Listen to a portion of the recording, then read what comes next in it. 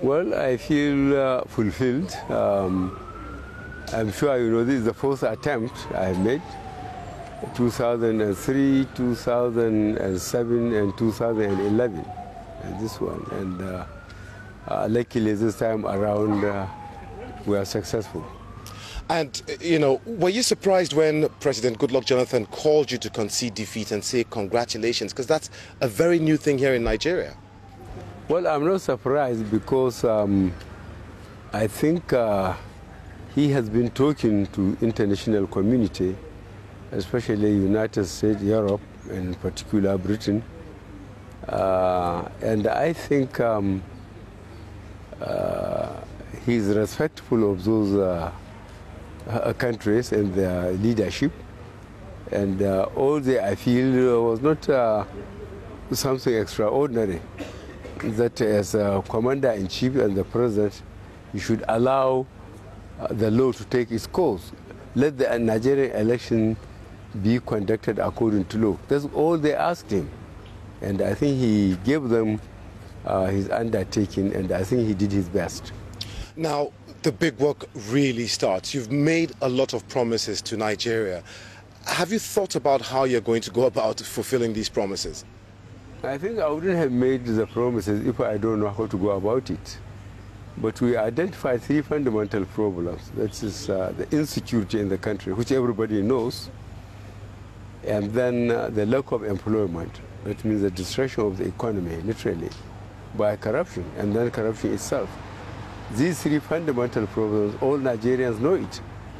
And we are asking Nigerians their cooperation. They shouldn't expect miracles to happen a couple of months after we have taken over, because the destruction took so many years, 16 years of the ruling party's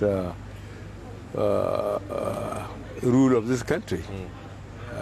So I believe the country will give us the opportunity to do our best to pick our priorities and work as hard as we can. I want to just pick up on one point that you made there, you know, the insecurity in the country, Boko Haram.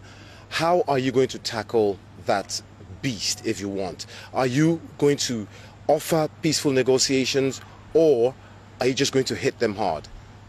Well, hit them hard with what?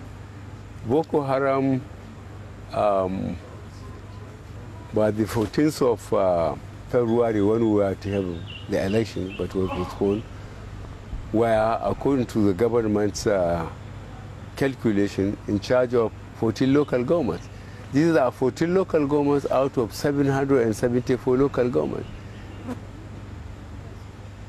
If for 5-6 years, the Nigerian law enforcement agencies, including the military, could not secure 14 local governments out of 774, how can I promise miracle when I come?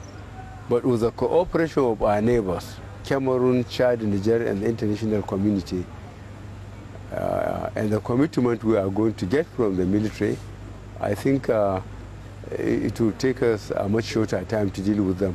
Just one final question, Mr. President-elect. You mentioned corruption there and how entrenched it is in Nigeria.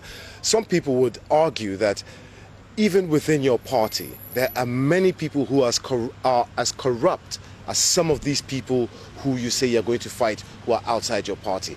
Are you ready to tackle corruption to its fullest? I made that promise. And I hope you and the Nigerians will give me the opportunity to see whether my effort will be good enough or not. Mr. President-elect, thanks for talking to the BBC. Thank you very much. Thank you, sir. Thank you.